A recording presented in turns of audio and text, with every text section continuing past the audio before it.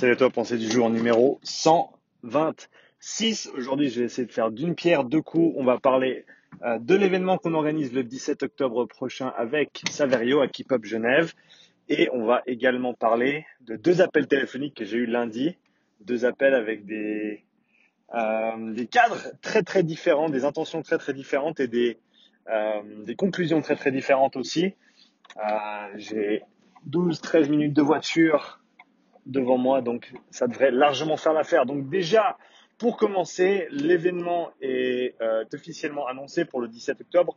On avait fait un petit live avec Sab sur Instagram pour discuter des tenants et des aboutissants. Donc, je l'avais aussi reposté sur ma chaîne YouTube. Donc, va regarder cette vidéo si tu l'as pas déjà vue. Tu peux revoir le live en entier si ça t'intéresse, bien sûr. Donc, pour résumer, pour ceux qui n'ont pas encore vu ou qui n'ont pas l'intention d'aller voir, pour résumer, le 17 octobre prochain, dimanche 17 octobre, de 9h à 13h, un petit meeting entre coachs ou praticiens de la santé de manière générale, que ce soit des physios, des kinés, des préparateurs physiques, des coachs sportifs. On s'est ouvert à tous, il n'y a pas de restriction là-dessus. L'idée, c'est de se retrouver pour un moment d'échange dans la continuité de la discussion que j'avais eue avec Sav il y a 2 semaines de ça maintenant. Je pense moi le premier, on a tous perdu. En tout cas, alors je vais parler pour moi parce que pour vous, je sais pas. Pour toi, je sais pas. Mais pour moi, je sais que j'ai perdu cette habitude d'essayer d'aller voir quelqu'un, de faire un meeting, de se voir en personne avec tout ce qui s'est passé cette dernière année et demie. Et je pense que c'est important de revenir aux sources, de revenir aux choses qui sont simples et aux choses qui sont importantes, c'est-à-dire l'échange, la communication, le partage. Et donc c'est autour de ces valeurs-là qu'on va effectuer cet événement. L'idée, ça va être et c'est dans le questionnaire d'inscription. Donc si tu veux t'inscrire, les places sont limitées, on limite à 20 personnes si je me trompe pas. Et s'il y a d'autres personnes qui sont intéressées par la suite, on refera. L'idée, c'est de refaire d'autres événements comme ça également. Donc, si tu veux, je sais qu'il y a déjà plusieurs inscrits et le formulaire ne marchera plus une fois que 20 personnes seront inscrites. Donc, si tu es intéressé, va t'inscrire. Lien dans la description de la vidéo, bien entendu. Donc, dans le formulaire d'inscription, il y a quelques sujets parmi lesquels tu peux choisir. Des sujets de conversation, des sujets d'échange. C'est pas limité à ces sujets-là. On a mis une case autre, donc si tu veux rajouter d'autres idées, tu peux également.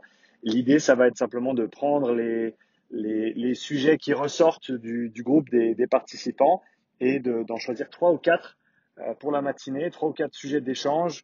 On a imaginé des petites activités peut-être où on fait des groupes, on fait des discussions, une petite présentation et après on argumente et on discute. Par exemple, un pour, un contre, etc. Je pense que ça peut être quelque chose d'enrichissant, mais on n'a pas exactement décidé du pourquoi, du comment encore. Je pense que ça va être bien de voir tous les sujets qui ressortent des différents participants et ensuite de prendre une décision là-dessus, voire d'avoir une autre conversation à ce sujet-là. À voir. On va faire aussi un petit repas de midi, apéritif dînatoire. Donc, on demande 30 francs, 31 francs. Le 1 franc, c'est pour couvrir la transaction. 31 francs, ce qui est, à mon avis, pas une somme énorme pour un événement comme ça, vu que techniquement, on ne fait pas payer l'événement. C'est vraiment juste pour pouvoir acheter à boire et à manger pour le midi. Est-ce qu'on aurait pu faire un peu moins cher? Oui, on aurait pu, mais en même temps, l'événement est gratuit. Donc, je pense que ça se tient comme montant. C'est pas non plus exorbitant. Et vu qu'on va pas autant au resto, ça peut être mis dans la case dépenses resto ou ça peut être mis dans la case dépenses d'entreprise. Je pense que ça, c'est peut-être la meilleure façon de faire les choses à ce niveau-là. Donc voilà, 31 francs à payer. Le lien est dans le formulaire également. Donc si tu t'inscris, tu payes. C'est aussi simple que ça. Et on fait en sorte, ça va faire en sorte d'avoir 2-3 petits trucs à manger pour le midi, de quoi partager un verre également. Et voilà, encore une fois, c'est vraiment le premier événement qu'on effectue. Donc, il y a plein d'inconnus. Et l'idée, c'est de commencer, de se rencontrer, de discuter, d'échanger, de partager. Et on verra par la suite vers quoi ça peut mener. Mais en tout cas, je me réjouis de cet événement. Comme j'ai dit, il y a déjà plusieurs personnes inscrites. Dans la dernière vidéo que j'avais faite sur ce sujet-là, plusieurs personnes dans les commentaires se sont montrer intéressé. Donc, va vite t'inscrire quand tu vois cette vidéo. Il y a déjà 6 inscrits, si je me trompe pas, sur les 20 disponibles. Donc voilà, il faut pas tarder. Ce sera Keep Up Genève, donc le 17 octobre prochain. Donc voilà pour l'événement, pour le côté événement entre coachs. Ensuite, deuxième sujet de la petite vidéo du jour, 2 appels que j'ai eu lundi, 2 appels très très différents.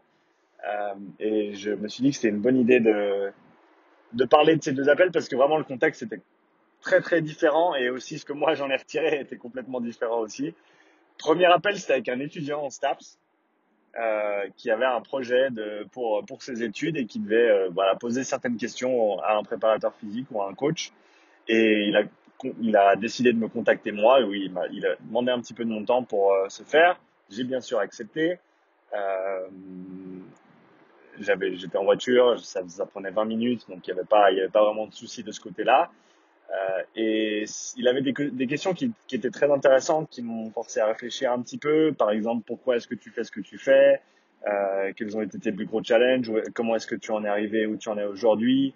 Est-ce que tu penses que le monde de la préparation physique, du coaching est surpopulé déjà avec des coachs? Est-ce qu'il y a trop de coachs?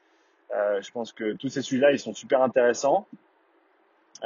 Donc merci à toi de m'avoir appelé et de m'avoir permis de partager mon point de vue sur la chose. À mon avis, c'était 20 minutes qui en valaient absolument la peine et je le referai tous les jours dans la mesure du possible, bien sûr. Si je pouvais, si je veux dire, j'ai fréquemment des messages d'étudiants qui me remercient pour le contenu que je propose, pour mes petites pensées du jour comme celle-ci.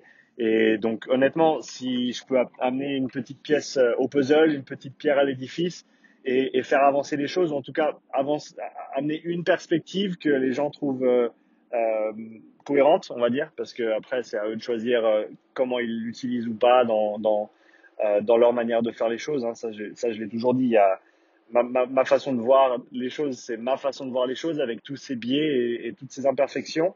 Et donc c'est important d'aller puiser vers plusieurs sources différentes, de recouper les informations et de se faire son propre avis sur un certain sujet. C'est toujours comme ça qu'on aura les meilleures réponses quoi qu'il arrive. Je pense que de rester dogmatique et de rester coincé à une personne ou à un avis ou à une source, ça peut marcher pendant un certain temps, mais on va toujours être pris de court, on va toujours avoir des blind spots, on va toujours avoir des angles morts. Voilà, je suis dans la voiture, donc il y en a ici aussi. C'est pour ça qu'on fait le RTI. Donc super important de. Il y a un gros bus, faut que je recule. On va laisser le bus passer. Voilà. Donc voilà, les angles morts. Je pense que si on a qu'un seul point de vue, d'ailleurs, c'est une analogie qui marche absolument. J'y avais jamais pensé. Euh, les angles morts dans la prise d'information, c'est comme dans la voiture. Le RTI, c'est important. Donc rétro, tête, indicateur, parce que le rétro tout seul te donne pas toute la réponse. Il faut tourner la tête, il faut regarder et il faut t'assurer qu'il n'y a personne dans l'angle mort. Donc voilà, ne m'écoute pas, ou alors écoute-moi, mais avec parcimonie et va chercher d'autres sources également. Donc voilà, un appel très très positif pour moi lundi dernier avec cet étudiant que j'ai beaucoup, voilà, j'aime échanger, j'aime parler, ça c'est sûr, j'aime parler, et donc ça c'était vraiment chouette. Et le soir, j'avais un appel avec je vais pas citer son nom ou quoi que ce soit, une coach qui a aussi un podcast et qui crée un événement en ligne pour les coachs, pour les entrepreneurs et basé autour du business, de l'entrepreneuriat, de comment tu as construit ton business, de comment tu en es arrivé là, de quels étaient tes problèmes, etc. J'avais reçu un email il y a 2 semaines en arrière de son assistante, je pense, qui avait trouvé mon profil, je ne sais où, je ne sais pas si c'était au travers de Upside Strength ou au travers de mon autre entreprise de plus axée nutrition.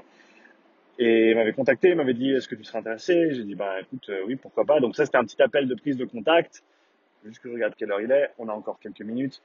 Appel de prise de contact avec cette personne, avec cette coach, et elle m'a parlé un petit peu de son projet, de ce qu'elle voulait apporter aux différents coachs qui vont participer à cette conférence. C'est une conférence en ligne, si je me trompe pas, avec plusieurs intervenants qui ont chacun leurs histoires. Elle va poser des questions.